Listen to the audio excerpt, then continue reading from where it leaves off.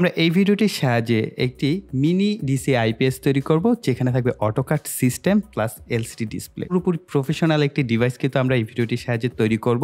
তার জন্য ভিডিওর কোনো অংশ মিস করা যাবে না। এখানে ইম্পর্টেন্ট অনেক কথাবার্তা রয়েছে যেগুলো আপনাদের জানতে হবে এবং বুঝতে হবে। এরপর কিন্তু আপনি এই ধরনের একটি প্রোডাক্ট নিজেরাই তৈরি করতে পারবেন। কেননা এই ডিভাইসটি রিলেটেড যত ডকুমেন্টস দরকার আছে সমস্ত বিষয় কিন্তু আমি আপনাদের সাথে স্টেপ বাই স্টেপ শেয়ার করব। তার জন্য অবশ্যই ভিডিওটি প্রথম থেকে শেষ পর্যন্ত দেখতে হবে। আমাদের কাছে এই পিসিবি বোর্ডগুলো পাঠানো হয়েছে PCBWay.com থেকে।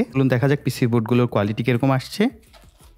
এ হচ্ছে আমাদের পিসিবি বোর্ডগুলো। পিসিবি বোর্ডগুলোর কালার, কোয়ালিটি, থিকনেস এক কথায় অসাধারণ এবং প্রফেশনাল মানের। এই ধরনের হাই কোয়ালিটি এবং প্রফেশনাল মানের পিসিবি বোর্ড অর্ডার করার জন্য ভিজিট করুন www.pcbway.com। সাইডে আসার পর তাদের সকল সার্ভিসগুলো সম্পর্কে জানতে পারবেন।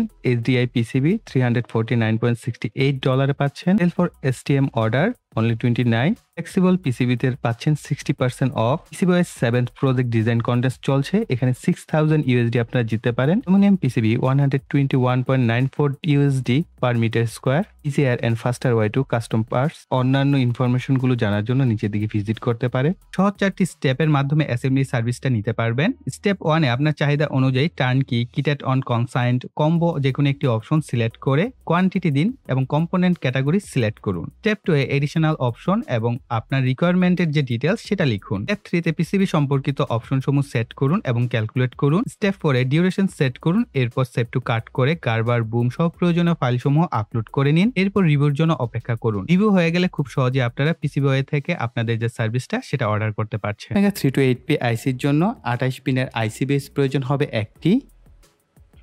পুশ বাটন প্রয়োজন হবে 5টি। 1 কিলো ওহম মানের রেজিস্টর প্রয়োজন হবে 2টি। ভেরিয়েবল রেজিস্টর প্রয়োজন হবে 2টি 103 মানের। 10 কিলো ওহম মানের রেজিস্টর প্রয়োজন হবে 8টি। 16 মেগাহার্টজ ক্রিস্টাল প্রয়োজন হবে একটি। BC547 ট্রানজিস্টর প্রয়োজন হবে 2টি। 1N4007 ডায়োড প্রয়োজন হবে 2টি। 1N5408 ডায়োড প্রয়োজন হবে 2টি। L7805 ভোল্টেজ রেগুলেটর আইসি প্রয়োজন হবে 2টি। ডিসি সকেট প্রয়োজন হবে একটি। এসি গ্রিন টার্মিনাল ব্লক প্রয়োজন হবে 3টি। ডিসি রিলে 5 ভোল্টের প্রয়োজন হবে 2টি। 22 পিকোফ্যারাড মানের সিরামিক ক্যাপাসিটর 2টি। 104 মানের সিরামিক ক্যাপাসিটর প্রয়োজন হবে একটি। Male to male connector pin 2টি প্রয়োজন হবে। 16x2 এলসিডি ডিসপ্লেকে প্লেস করার জন্য এই ধরনের কানেক্টর ব্যবহার করতে পারেন অথবা সরাসরি তারকে আপনারা সোল্ডারিং করে নিতে পারেন। এখন আমরা কম্পোনেন্টসগুলোকে পিসিবি বোর্ডে সোল্ডারিং করে নিচ্ছি।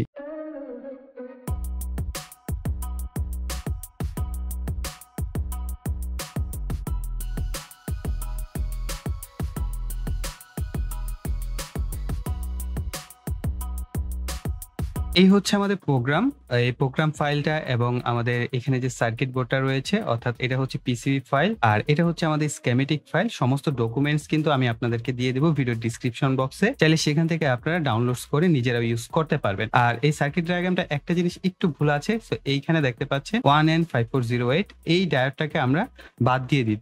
হ্যাঁ, আপনারা এখানে দেখতে পাবেন যে আমি একটা লাল রঙের তার ব্যবহার করছি, অর্থাৎ এই জায়গায় যে ডায়োডটা আছে আমরা এটাকে জাস্ট তুলে দিয়ে এখানে আমরা সরাসরি তার ব্যবহার করব। আর আপনাদের কোনো কিছু করতে হবে না। যারা পিসিবি অর্ডার করবেন তারা এই পাশে যে D5 ডায়োডটা আছে এইখানে জাস্ট একটা মোটা তারকে সোল্ডার করে দিবেন, তাহলে হয়ে গেল। অথবা ডায়োডটা আপনি উল্টো করে ব্যবহার করতে পারেন। আর যেহেতু আমি এখানে সার্কিট ডায়াগ্রাম এবং এখানে পিসিবির যে গার্বার ফাইল, সো এটা করতে আমার অনেক সময় লেগেছে। তারপর আপনাদের জন্য, প্রিয় ভাইদের জন্য আমি সমস্ত ডকুমেন্ট ভিডিও ডিসক্রিপশন বক্সে দিয়ে দিব। আমি এখানে এক্সপ্লেন করছি না, অনেক বড় একটা প্রোগ্রাম। এই প্রোগ্রামটা করতে আমার অনেক লম্বা সময় লেগেছে। অনেক সময় দেওয়ার পর এরকম একটা প্রোগ্রাম নিজে থেকে লেখা পসিবল হয়। আরডিনো মডেল নাম্বারটা সিলেক্ট করবেন, টুলস থেকে পোর্ট নাম্বার সিলেক্ট করবেন, আরডিনো বোর্ড সিলেক্ট করবেন। আপনি যে বোর্ডটা সিলেক্ট করতে চান, আমি আরডিনো উনো ব্যবহার করেছি। জাস্ট এরপরে হচ্ছে এখান থেকে এটাকে ভেরিফাই ক্লিক করবেন এবং আপলোডে ক্লিক করবেন। অবশ্যই আপনার পিসিতে আরডিনো বোর্ডটা কেবলের সাহায্যে কানেক্টেড থাকতে হবে, তাহলে এই প্রোগ্রামটা আপনার আরডিনোতে চলে যাবে। আমরা কিন্তু আরডিনো সফটওয়্যারের মাধ্যমে আমাদের এই আইসিতে আমরা প্রোগ্রামটি নিয়ে নিয়েছি। এখন আমরা এই আইসিটিকে খুলে আমাদের যে ডিভাইস রয়েছে সেখানে আমরা বসিয়ে নিব বা সেট আপ করে ফেলবো। অবশ্যই আইসির বেসের যে মাথা আছে সেটা দেখে কিন্তু আইসিটাকে প্লেস করতে হবে। আপনারা যদি উল্টা আইসি প্লেস করেন তাহলে কিন্তু আইসিটা সাথে সাথে নষ্ট হয়ে যাবে। ওকে, আমাদের আইসি সেট আপ করা হয়ে গেছে। এই টার্মিনালটা হচ্ছে চার্জিং অর্থাৎ ইনপুটের জন্য, আর এটা হচ্ছে ব্যাটারি অর্থাৎ আমাদের আউট অর্থাৎ ব্যাটারিকে চার্জ করার টার্মিনাল, আর এটা হচ্ছে লোড টার্মিনাল। আর এখানে হচ্ছে আমরা অ্যাডাপ্টার ইনপুট করতে পারবো সরাসরি। আমরা যদি চাই 12 ভোল্টের অ্যাডাপ্টারের সাহায্যে আমরা ব্যাটারি চার্জ করব, সেটা আমরা করতে পারবো। আর এখানে দেখতেই পাচ্ছেন উপরে আমাদের ইএসটি এক্সপেরিমেন্ট লেখা রয়েছে, এবং এই ডিভাইসটাও কিন্তু আমাদের একটা এক্সপেরিমেন্টাল ডিভাইস। সো এটা কিন্তু আপগ্রেড করার অনেক কিছু বাকি আছে। এখানে একটা বিষয় আমি আপনাদের নোটিস করতে চাই, সেটা হচ্ছে এর সাহায্যে কিন্তু আমরা খুব ছোট সাইজের ব্যাটারিকে চার্জ করতে পারবো। বড় সাইজের ব্যাটারি চার্জ করার মতো কিন্তু এই ডিজাইনটা করা হয় নাই। বড় সাইজের ব্যাটারি চার্জ করার জন্য খুব সহজ একটা টেকনিক যদি আমি এখানে অ্যাপ্লাই করতাম তাহলে আমাদের এই সার্কিটটা ইনশাল্লাহ ইন ফিউচারে আমরা এটাকে আরো আপগ্রেড করে আমরা সেই ক্ষেত্রে আপনি চাইলে এটাকে দিয়ে 200 এম্পিয়ারের ব্যাটারিও কিন্তু চার্জ করতে পারবেন বা অটো কাট হিসেবে কাজ করাতে পারবেন। আর এখানে দেখতে পাচ্ছেন এলসিডি ডিসপ্লে কানেকশন করার ব্যবস্থা রয়েছে। আপনি চাইলে এটার সাথে সরাসরি এলসিডি ডিসপ্লে কানেকশন করতে পারবেন, অথবা আপনি যদি চান যে বড় তার ব্যবহার করবেন, এতে করে আপনি যদি দূরে কোথাও ডিসপ্লেটাকে সেট আপ করতে চান বা কোনো বক্সে, সেটাও কিন্তু আপনারা চাইলে করতে পারবেন। এই কারণে আমি সরাসরি এই বোর্ডের মধ্যে কোনো স্পেস নষ্ট করি নাই, তো আমি সেপারেটলি এখানে এলসিডি ডিসপ্লে কানেকশনের ব্যবস্থা করেছি। ব্যাস, খুব সিম্পল, আমাদের এলসিডি ডিসপ্লে ইন্টারফেস করা হয়ে গেল। আমি এখানে ওয়ালটনের একটি ছোট ব্যাটারি ব্যবহার করছি, 12 ভোল্টের লিড অ্যাসিড ব্যাটারি। এটা 4.5 এম্পিয়ার পার আওয়ারের হচ্ছে এই ব্যাটারিটি। এখন আমি ব্যাটারিটাকে কানেকশন করে এবং আমরা ক্যামেরাটাকে জুম করে দেই।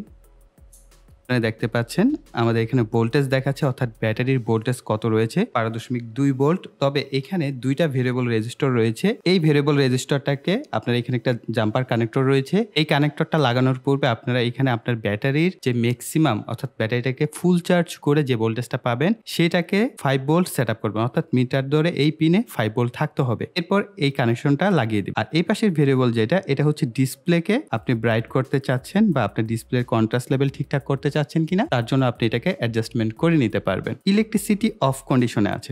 এই পাশে 5টা বাটন দেখতে পাচ্ছেন। আমরা একেবারে বাম পাশে যে বাটনটা আছে এটা যদি 2 সেকেন্ডের মতো প্রেস করে রাখি কিছু সময়, তাহলে আমরা এখানে দেখতে পাবো আমাদের ফুল কাট ভোল্টেজ 13.6 ভোল্টে সেট আপ করা হয়েছে, লো কাট ভোল্টেজ 10 ভোল্টে সেট আপ করা হয়েছে। এগুলোকে আমরা চেঞ্জ করতে পারবো। যদি আমরা এই বাটনটাকে প্রেস করি তাহলে আপনি দেখতে পাচ্ছেন ভোল্টেজ বাড়ছে, অর্থাৎ আপনি চাইলে এটা দিয়ে 6 ভোল্টের ব্যাটারিকেও চার্জ করতে পারবেন, 3 ভোল্টের ব্যাটারিকেও চার্জ করতে পারবেন। তবে আপনার সেই ক্ষেত্রে ইনপুট ভোল্টেজটা সেই অনুযায়ী সেট আপ করে দিলেই সে অটো কাট করে দিবে। যদি আপনি চান 6 ভোল্টের জন্য 7.2 ভোল্টের হচ্ছে আপনি অ্যাডাপ্টার ব্যবহার করবেন, আর আপনার ব্যাটারিকে কানেকশন করে দিয়ে আপনি এখানে যদি চান একবারে আপনার ভোল্টেজ কমিয়ে দিবেন। দেখেন এখানে বাড়ছে আর এই পাশেরটা কমবে। যদি আমরা এই পাশেরটা প্রেস করি, এই যে দেখেন ভোল্টেজ কমছে। কত ভোল্টে চাচ্ছেন সেট আপ করতে আপনি সেটা কিন্তু সেট আপ করে দিতে পারবেন। এইভাবে একেবারে লোয়েস্ট ভোল্ট পর্যন্ত আপনি সেট আপ করতে পারেন, অর্থাৎ ব্যাটারি ফুল চার্জিং ভোল্টেজ কত হবে। তো এখান থেকে আপনি এইভাবে চাইলে ফুল চার্জিং ভোল্টেজটা সেট আপ করে দিতে পারেন। আমি হচ্ছে এটাকে 13.6 ভোল্ট রাখছি। এই পাশের যে দুইটা বাটন রয়েছে এই দুইটা বাটনের সাথে আপনারা লো ভোল্টেজ সেট আপ করতে পারবেন। সো আমরা যদি এই পাশেটা প্রেস করি তাহলে আপনারা দেখতে পাচ্ছেন ভোল্টেজ কমছে, আর এই পাশেটা যদি আমরা প্রেস করি তাহলে আমাদের লো কাট ভোল্টেজটা বাড়বে। তো ভোল্টেজ আপনার ব্যাটারি ভোল্টেজটা লো কাট হলে আপনার যে আউটপুট লোড আছে সেটাকে সে বন্ধ করে দিবে। আমি 10.6 ভোল্টে সেট আপ রাখছি। আপনি যে কোনো ভোল্টেজে এখানে চাইলে সেট আপ করতে পারেন, 9 ভোল্ট, 8 ভোল্ট, 6 ভোল্ট, যেটা মন চায় আপনি সেটাই সেট আপ করতে পারেন। এতে করে যেটা হয় আপনার ব্যাটারিটার উপর প্রেসার পড়ে না, লো কাটে আপনার লোডটাকে অফ করে দেয়। যেহেতু এটা একটা মিনি সাইজের ডিসি আইপিএস, সো আমরা এটা দেখি আমাদের আউটপুট লোডটা অটোমেটিকলি অন অফ হয় কিনা। আমাদের লোড লাগানো হয়ে গেছে। এখন আমরা একটু সিস্টেমটাকে অফ করব। অফ করে আমরা এটার মধ্যে একটা ভেরিয়েবল অ্যাডাপ্টার কানেকশন করে আমরা দেখবো যে আমাদের ব্যাটারি ভোল্টেজ লো হওয়ার পর আমাদের ডিভাইসটাকে অফ করে কিনা। ওকে, আমি এখন আমার যে অ্যাডাপ্টার আছে এই অ্যাডাপ্টারের ভোল্টেজটা ধীরে ধীরে কমাবো। দেখবো যে আমাদের 10.6 ভোল্টের নিচে যাওয়ার পর আমাদের যে সিস্টেমটা আছে অর্থাৎ আউটপুটে যে বাতিটা জ্বলছে সেটা বন্ধ হয় কিনা। দেখেন 10.5, সো সাথে সাথে কিন্তু আমাদের লোড বন্ধ হয়ে গেছে। ঠিক যখনই আবার কিছুটা ভোল্টেজ হবে বা চার্জ হবে তখন কিন্তু আবার এটা অ্যাক্টিভ হয়ে যাবে। দেখেন 10.6 সাথে সাথে আমাদের কিন্তু রিলে কন্টাক্ট চেঞ্জ করছে, যার সাউন্ড আপনারা শুনতে পাচ্ছেন। আমরা যখনই ভোল্টেজ বাড়াচ্ছি আমাদের লোড জ্বলছে। ধরেন ব্যাটারি ভোল্টেজ 12.7 ভোল্ট আছে, এটা কমতে কমতে যখনই 10.6 ভোল্টের নিচে চলে আসবে তখনই কিন্তু আপনার দেখবেন লোডটা বন্ধ হয়ে যাবে। এই যে দেখেন বন্ধ হয়ে গেছে। ফুল কাটটা কাজ করে কিনা। হ্যাঁ, 13.6 ভোল্টের উপরে নিয়ে যাব। এখানে একটা বিষয়, আমাদের ডিসপ্লেটা কিন্তু একবার স্টপ হয়ে গেছে, কেননা আমরা এখানে কোনো ক্যাপাসিটর ব্যবহার করি নাই, কিন্তু আমাদের কন্টাক্ট কিন্তু চেঞ্জ হয়েছে। আরেকটা বিষয় হচ্ছে আমাদের এখানে কিন্তু অ্যাডাপ্টার কানেকশন অবস্থায় নাই। অ্যাডাপ্টার কানেক্টেড অবস্থায় থাকলে ব্যাটারির এইখানে ডিসপ্লেটা যে ফ্লিকারিং করেছে সেটা কিন্তু করতো না। এখন হচ্ছে আমরা ব্যাটারির ভোল্টেজ দেখতে পাচ্ছি প্লাস ইলেকট্রিসিটি অফ। আমরা যদি আবার অন করি দেখেন ব্যাটারির চার্জিং ভোল্টেজটা দেখাচ্ছে এখন। তো চার্জিং ভোল্টেজ 1 ভোল্টের মতো ড্রপ হয় ডায়োডের কারণে। আমরা যদি এটার ভোল্টেজ আমাদের অ্যাডাপ্টারের ভোল্টেজটা বাড়িয়ে দেই, সো দেখতে পাচ্ছেন আমার অ্যাডাপ্টারের ভোল্টেজ এখন ওকে আমি 14.4 ভোল্টে হচ্ছে সেটআপ করেছি। আপনারা দেখতে পাচ্ছেন 1 ভোল্টের মতো একটা ড্রপ কিন্তু আমাদের রয়েছে। আমাদের ইলেকট্রিসিটি অন লেখা এবং 13.4 ভোল্ট। কারণ যখন আমাদের কারেন্ট চলে গেল আমি অ্যাডাপ্টার বন্ধ করে দিয়েছি, ব্যাটারি ভোল্টেজ দেখতে পাবেন এবং ইলেকট্রিসিটি অফ লেখাটা কিন্তু আপনারা এখানে ডিসপ্লেতে দেখতে পাচ্ছেন। আবার যদি ইলেকট্রিসিটি চলে আসে তাহলে আপনারা দেখতে পাবেন ইলেকট্রিসিটি অন এবং আপনার চার্জিং ভোল্টেজ। আবার যদি আমরা অফ করি তাহলে আমাদের সাথে সাথে কিন্তু আমাদের লোডটাও অন হয়ে যাচ্ছে। আপনারা অনেকেই বলে থাকেন যে ভাইয়া এখানে খরচ কত হলো, এখানে তো অনেক বেশি খরচ হয়ে গেল, এর থেকে তো কম দামে অনেক মডিউল কিনতে পাওয়া যায়, সেগুলো ব্যবহার করলে হয়, এত ঝুট ঝামেলা করা কি দরকার। ভাই ভালো করে একটু আমার চ্যানেলের নামটা দেখেন, ইএসটি এক্সপেরিমেন্ট। এখানে আমরা নতুনত্ব আপনাদেরকে শেখানোর জন্য এই চ্যানেলটা খোলা হয়েছে। এই প্রোডাক্টটা বিক্রি করার উদ্দেশ্য না, আপনি কিনবেন তার জন্য আমি মার্কেটে 250 টাকা দিয়ে ওই সার্কিট অটোকাট সার্কিট পাওয়া যায়, 150 টাকায় অটোকাট সার্কিট পাওয়া যায়, সেটার সাথে আমি কম্পেয়ার করলে তো হবে না। কারণ আমি যদি এরকম হতো যে হ্যাঁ ভাই এর থেকে ভালো প্রোডাক্ট নাই আপনি এটাই কিনেন, আপনার কাছে আমি মার্কেটিং করছি বিক্রি করার জন্য, তখন আপনি কিন্তু কম্পেয়ার করলে মানায়। আমার উদ্দেশ্য হচ্ছে আমাদের প্রিয় ভাইরা নিজেরা কিছু করুক, আমাদের বাংলাদেশি প্রোডাক্ট মার্কেটে আসুক, তারা নিজেরা নতুন নতুন ডিভাইস তৈরি করুক। আমরা আর কতদিন চাইনিজ জাপানিজ প্রোডাক্টের উপর ডিপেন্ড করে থাকবো? আমরা নিজেরা বাংলাদেশি প্রোডাক্ট হবে, মেড ইন বাংলাদেশ। এই ধরনের উদ্দেশ্য নিয়ে কিন্তু ভাই আমরা ভিডিও করে থাকি বা এক্সপেরিমেন্ট করে থাকি, যাতে আপনারা ভিডিওগুলো দেখে শিখতে পারেন অ্যাকচুয়ালি কিভাবে কাজ করে। এই যে আমরা যে পুরো প্রক্রিয়াটা করলাম, এটার ভিতরে যে প্রোগ্রাম সার্কিট এইগুলো আপনাদের শেখানোর উদ্দেশ্যই হচ্ছে এই ভিডিওগুলো করা। না হয় দেখেন আপনি যদি এইটা কোর্সও করেন, আপনি 20 থেকে 30 হাজার টাকা কোর্স করেও এই ধরনের জিনিস শিখতে পারবেন না। আমি বলে দিলাম বাংলাদেশে আপনি ট্রাই করে দেখেন যে কোর্স করে এই ধরনের জিনিস আপনাকে কেউ শিখায় কিনা। তো যাই হোক, আশা করি ভিডিওটি আপনাদের কাছে ভালো লেগেছে। তার জন্য অবশ্যই ভিডিওতে লাইক, কমেন্ট এবং শেয়ার করবেন এবং প্রিয় ভাইরা অবশ্যই লাইকের মাইল ফলকগুলো পূরণ করে দিবেন। আপনাদের কাছে এটাই আমার চাওয়া পাওয়া। ইচ্ছা মতো কমেন্ট করবেন, আপনাদের মনে যা আসে সেগুলো কমেন্টে লিখবেন। ভাইদের কমেন্ট পড়ার জন্য আমি সবসময় অপেক্ষা করি। আপনাদের কমেন্টগুলো আমার প্রচুর ভালো লাগে, অবশ্যই কমেন্ট করবেন। আর যারা এখনো চ্যানেলটি সাবস্ক্রাইব করেনি তারা ভাই অনেক কিছু মিস করে যাচ্ছেন। ঝটপট চ্যানেলটিকে সাবস্ক্রাইব করে পাশের বেল বাটনটি অ্যাক্টিভ করে রাখবেন পরবর্তী ভিডিওর নোটিফিকেশন পাওয়ার জন্য। তো এই বলে এখানে বিদায় নিব। সকালে ভালো থাকবেন, সুস্থ থাকবেন, টাটা।